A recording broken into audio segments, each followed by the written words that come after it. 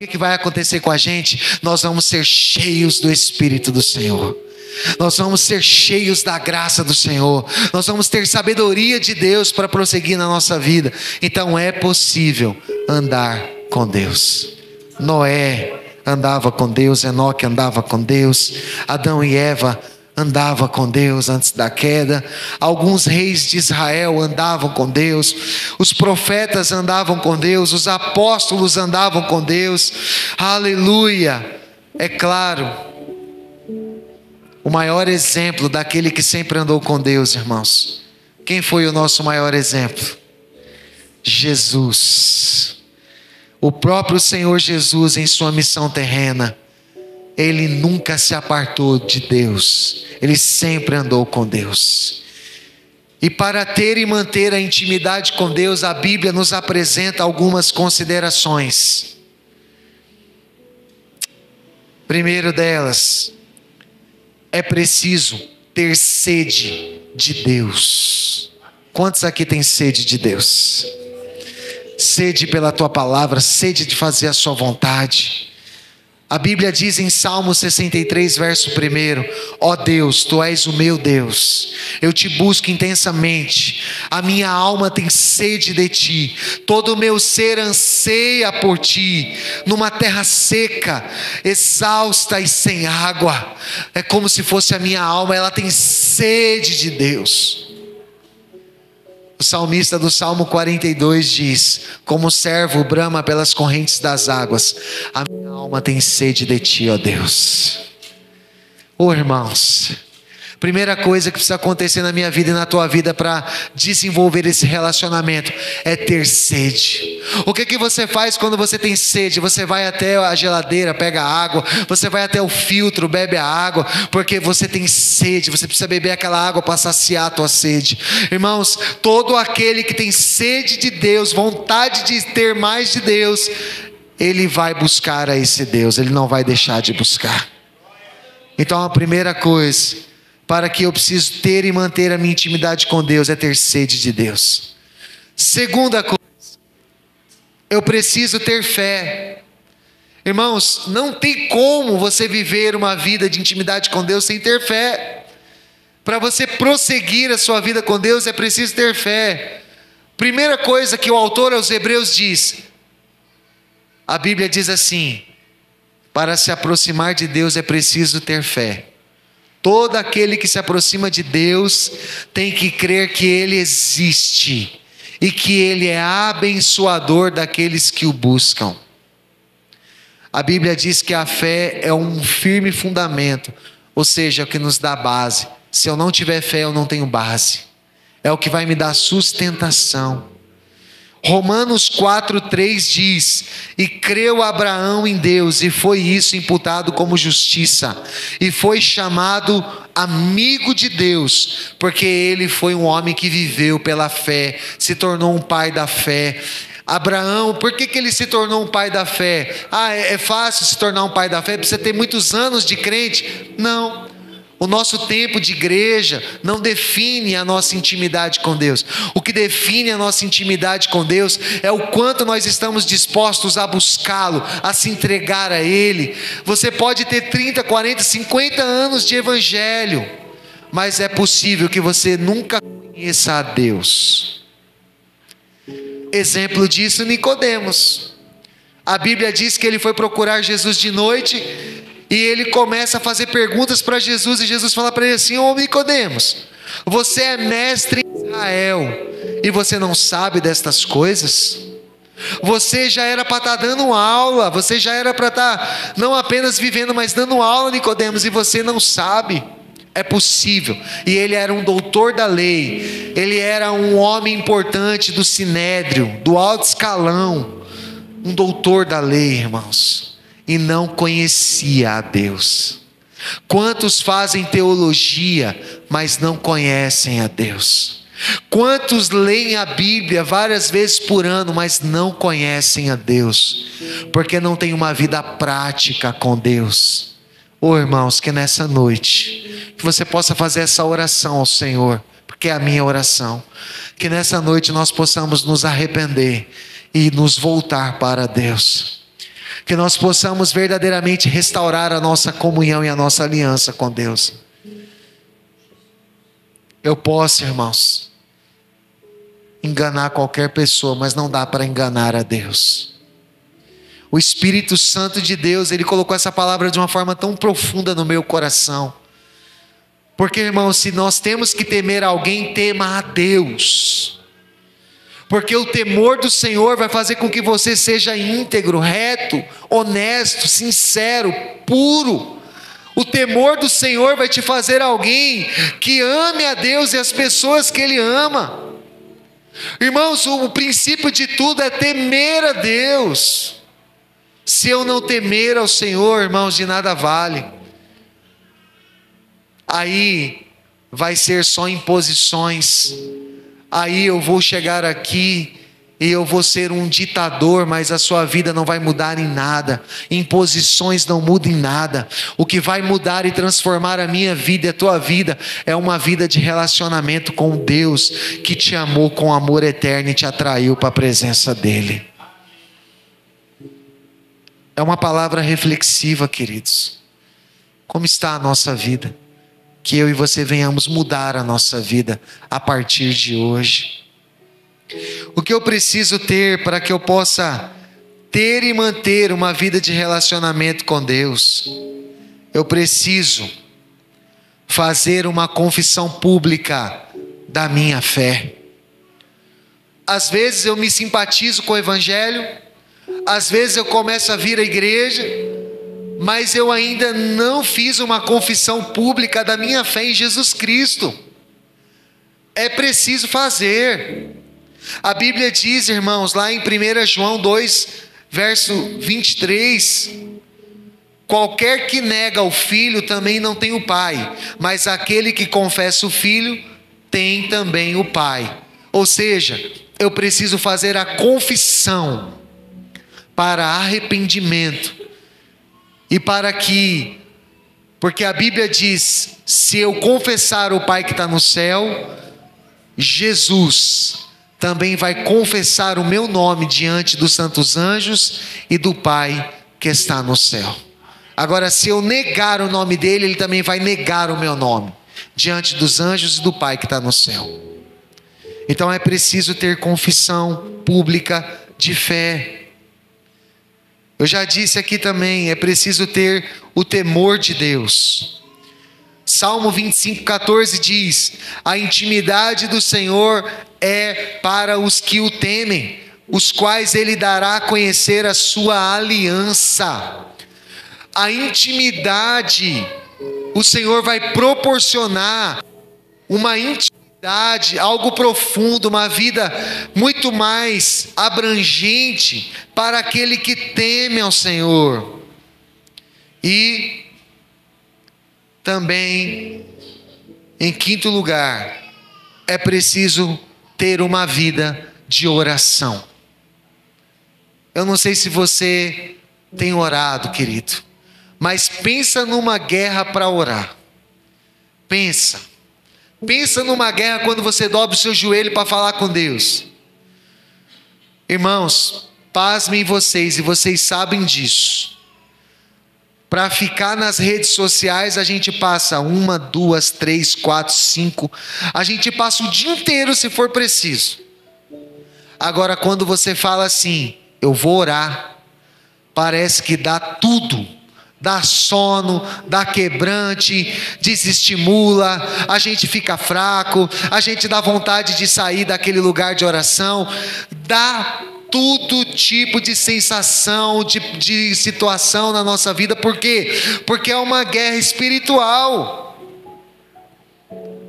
E é uma guerra orar, irmãos, porque é na oração que você vai obter a vitória, é na oração que você vai obter relacionamento, é na oração que você vai falar para Deus do que está acontecendo na tua vida. Ah, pastor, mas Deus sabe de todas as coisas. Mas Deus, Ele fez a oração do Pai Nosso para me ensinar e te ensinar que eu e você precisamos falar para Ele qual é a minha dor e qual é a tua dor.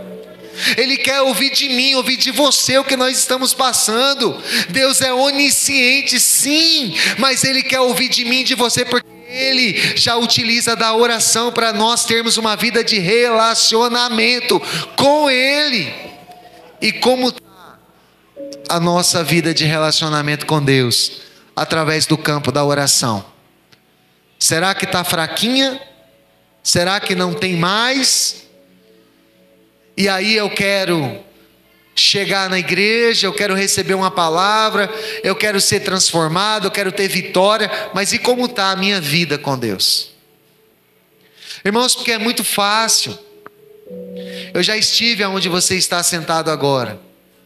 Teve períodos da minha vida que eu achei que o pregador ele era obrigado a me dar uma comida boa e a única responsabilidade era dele, mas que eu não tinha nenhuma e eu me enganei com isso.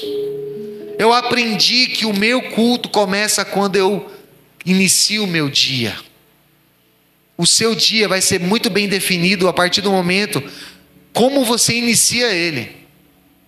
Você já parou para pensar nisso?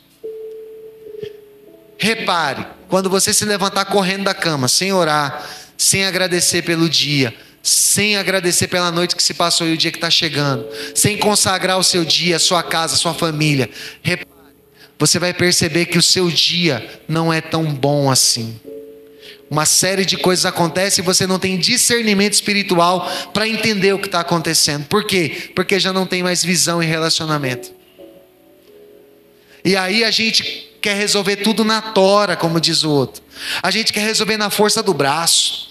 A gente fala assim, não, eu vou resolver porque isso depende de mim. Porque se eu não fazer, se eu não estiver ali, coitado de você.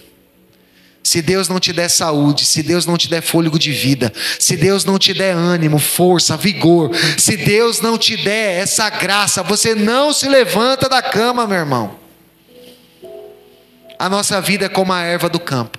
Ela está aqui agora, daqui a pouco ela se murcha, ela não está mais aqui. A nossa vida é como um vapor de fumaça. Sabe o que é o vapor de fumaça? Você vê a fumacinha ali, daqui a pouco logo ela se esvai.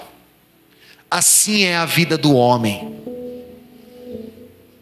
Eu não sei o dia de amanhã. Eu não sei o que pode me acontecer amanhã. Eu não sei se eu estarei vivo amanhã. Então, meu querido irmão e minha querida irmã, nós temos que entregar a nossa vida a Jesus. Nós temos que consagrar o nosso dia a Jesus. Nós temos que relacionar a nossa vida com Deus, porque a Bíblia diz algo muito forte. O que eu vou falar aqui você já sabe. Irmãos, nós temos muitas responsabilidades e todo mundo aqui precisa trabalhar, precisa comer, precisa pagar a conta, todo mundo. Só que um dia um homem disse assim: trabalharei, me fartarei e ajuntarei em celeiro, para que eu possa sentar um dia e dizer assim: farta-te minha alma. E aí foi falado para ele assim: louco, se te pedirem a tua alma, o que você tem a apresentar para Deus hoje? Só trabalhou, se desgastou, priorizou um monte de coisa e não deu prioridades ao reino de Deus. Se te pedirem a tua alma, o que você vai apresentar para Deus? Irmãos, isso é algo de se pensar. De se pensar. Porque nós não sabemos o dia de amanhã. Jesus, ele orava para manter a sua intimidade com o Pai. Mateus 6, 5 e 6 nos ensina uma oração muito poderosa. E quando vocês orarem, não sejam como os hipócritas. Eles gostam de ficar orando em pé na sinagoga e nas esquinas, a fim de serem vistos pelos outros. Eu lhes asseguro que eles já receberam a sua plena recompensa. Mas quando você orar, vá para o seu quarto, feche a porta e ore a seu Pai que está no secreto. Então seu Pai que vê no secreto o recompensará. Está passando algum problema? Esquece de rede social, porque ela não vai te ajudar. Vai para dentro do teu quarto, fecha a porta, ora, porque Deus vai realizar milagre na tua vida. Está passando algum problema? Fale com Deus, fale com teu Pai, coloque diante dele, faça de Deus o teu amigo, irmãos. Olha, eu vou dizer a verdade para você. Se tem alguém que é meu amigo íntimo, particular, pessoal, eu tenho amigos, mas se tem alguém que é o amigo dos amigos, o nome dele é Jesus. Eu conto tudo para ele. Eu conto detalhes da minha vida, eu conto tudo que eu sinto para ele, tudo que eu passo. Irmãos, eu tenho certeza que eu só estou de pé porque eu tenho contado tudo a Deus, tudo. É uma forma de eu desabafar, de eu falar, é uma forma de eu me relacionar, é uma forma, eu falo com Deus, eu estou fazendo alguma coisa, eu estou aqui falando com Deus, irmãos. Eu não preciso estar ajoelhado o tempo todo, eu não preciso estar dentro da igreja o tempo todo, mas eu tenho um relacionamento com Deus porque... Senhor, eu estou saindo para pegar um material. Senhor, eu estou indo ali pagar fulano. Senhor, eu estou indo ali fazer isso. Senhor, olha, eu estou aqui dentro. O Senhor sabe da nossa necessidade, da nossa situação. O Senhor sabe do que nós precisamos. Deus, as minhas filhas na escola. Senhor Deus, olha, Pai, abençoa, guarda na ida, na volta, na permanência. Deus, entra com providência. Pai, não deixa, Senhor, o nosso nome ser desonrado. Que o Senhor possa nos dar, Pai amado, sabedoria e graça. Irmãos, o tempo todo nós estamos falando com Deus, é o tempo todo, querido. Olha, eu garanto para você, o que define, sabe, muito da nossa vida são esses pequenos detalhes. A nossa intimidade com Deus, irmãos, ela não pode ser deixada de lado. Você precisa se colocar diante de Deus. Aleluia. Sexto, é preciso santificação. Está aqui um tema que é retrógrado, ultrapassado, antiquado: santificação.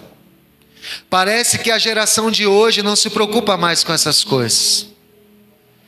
Santificar, jejuar, abrir mão do pecado, fazer sacrifícios. O que eu ganho com isso? Parece que se tornou retrógrado. Parece que é uma utopia, mas a Bíblia fala a respeito disso. E eu quero falar algo para você sobre a santificação. Santificação deve ser entendida como um processo, grava bem essa palavra, como um processo, que começou no exato momento da sua conversão a Cristo. Começou quando eu e você aceitamos a Cristo, o processo de santificação. E ele se estenderá, esse processo de santificação, até o meu último dia de vida e o seu último dia de vida. Não é algo posto, mas é algo sendo conquistado a cada dia, pela graça de Deus agindo em nós. Todo dia eu me santifico um pouquinho, mais um pouquinho, mais um pouquinho, até se tornar dia perfeito, até a volta de Jesus Cristo, irmãos. A santificação fala de você abrir mão, fala de você renunciar. Isso é muito poderoso, querido. O apóstolo João diz, primeira carta de João 2, do verso 1 ao 2: meus filhinhos, estas coisas vos escrevo para que não pequem. Mas se alguém pecar, temos um advogado para com o Pai, que o nome dele é Jesus Cristo, o justo. Ele é a propiciação pelos nossos pecados, e não somente pelos nossos, mas também pelos de todo o mundo. Ou seja, o que é a santificação?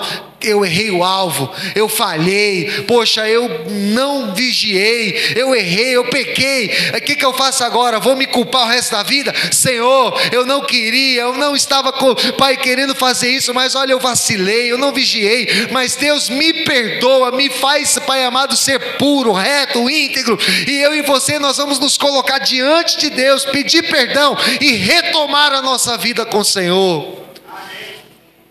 Mas eu não posso parar, querido, e você não pode parar. Você sabia que tem pessoas que se culpam pelas coisas erradas que fizeram?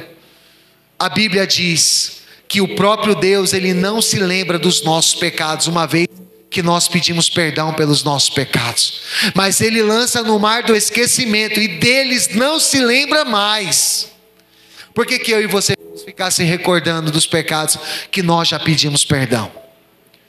Agora tem um detalhe: se você não pediu perdão, você precisa pedir, porque no grande dia nós vamos dar conta dos nossos delitos e dos nossos pecados, que nós não pedimos perdão.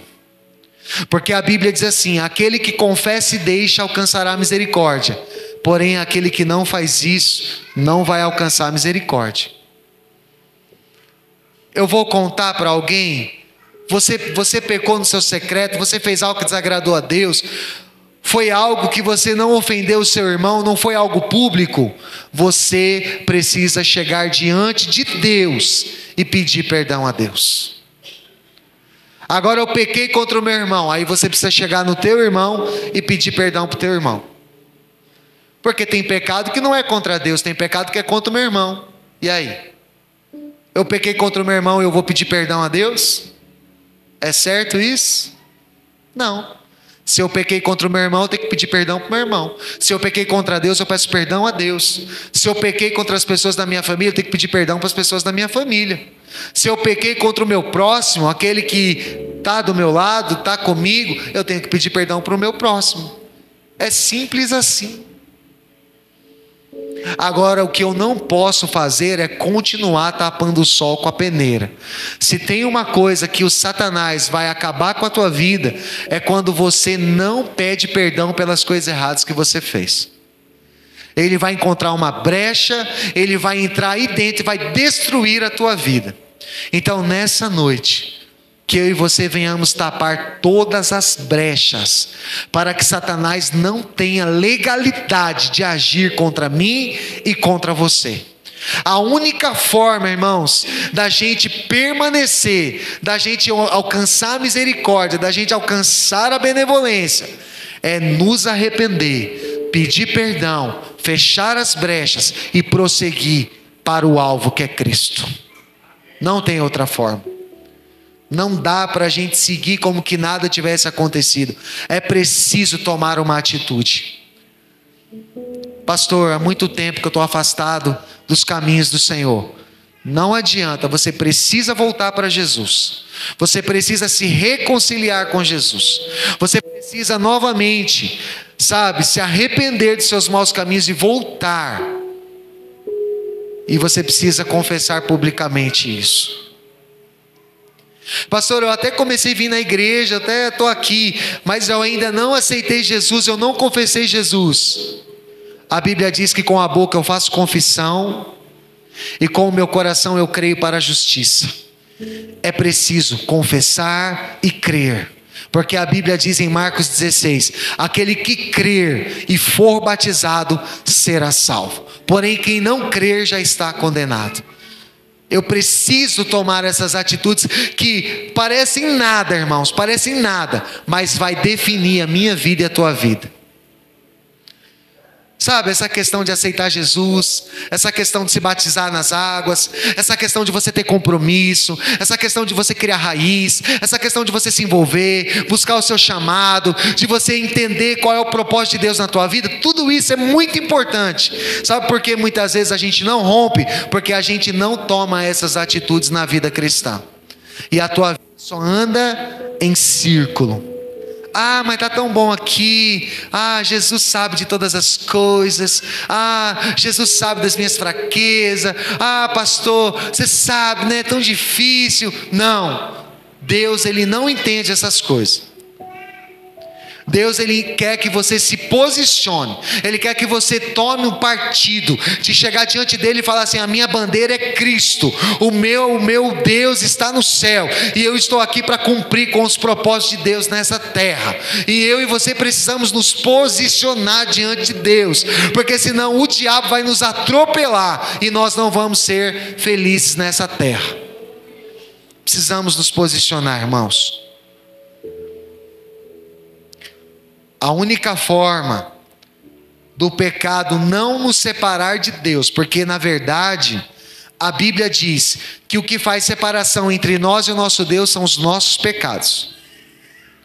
Mas a única maneira dele não nos afastar de Deus é quando eu e você nos arrependemos dos nossos delitos e pecados. É quando eu e você fazemos confissão diante de Deus. A Bíblia diz em Provérbios 3:32: porque o perverso é abominável ao Senhor, mas com os sinceros ele tem intimidade.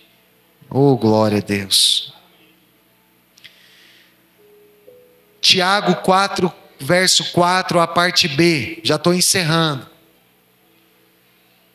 Uma coisa que está difícil de abrir mão. A gente quer servir a Deus e quer ser amigo do mundo. Isso aí não existe. Não existe na fé cristã. A Bíblia diz em Tiago 4, verso 4: qualquer que quiser ser amigo do mundo, constitui-se inimigo de Deus.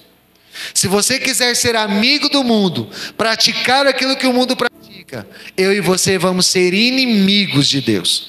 E os inimigos de Deus não prevalecerão. Essa é uma grande verdade. Sétimo aqui para a gente concluir. O que eu preciso fazer e ter e praticar para ter uma vida de intimidade com Deus? Amor à palavra de Deus. Você pode repetir comigo? Amor à palavra de Deus. Está faltando amor à palavra de Deus, querido. A Bíblia diz assim: por se multiplicar a iniquidade, o amor de muitos se esfriará. Mateus 24 fala sobre o princípio das dores. E por conta da multiplicação dos pecados, das transgressões, o amor de muita gente iria se esfriar com relação a Deus. Porém, quando a gente procura, falar com Deus, se arrepender, balizar a nossa vida concernente à palavra de Deus, o Senhor, Ele começa a resgatar o amor à sua palavra. E isso é muito importante. Eu acredito, irmãos, que esse é o principal. Ninguém pode ser íntimo de Deus se não o conhece. A Bíblia diz assim, que eu tenho que conhecer e prosseguir em conhecer a Deus. Ninguém pode ser íntimo de alguém se você não conversar com esse alguém, se você não saber o que ele tem a dizer. Eu li um texto aqui que é João 15:15, que fala assim, Jesus ele diz algo precioso: já não vos chamarei de servo, porque o servo não sabe o que faz o seu senhor, mas tenho-vos chamado de amigo, porque tudo quanto ouvi de meu Pai, eu vos tenho feito conhecer. Ou seja, eu não vou ocultar nada de quem é meu amigo.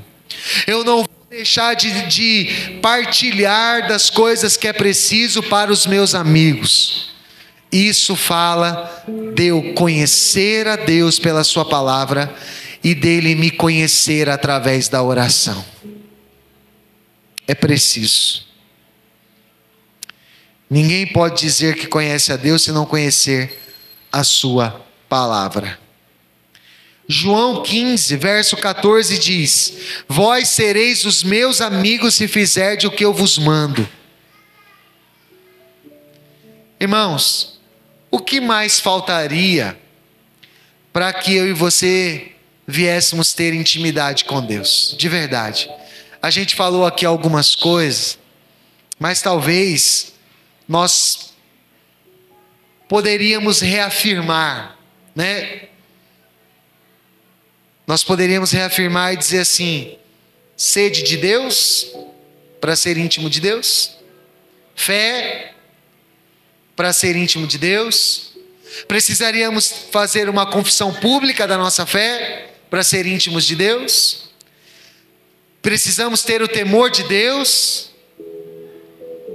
precisamos ter uma vida de oração, santificação, amor à palavra. Sim,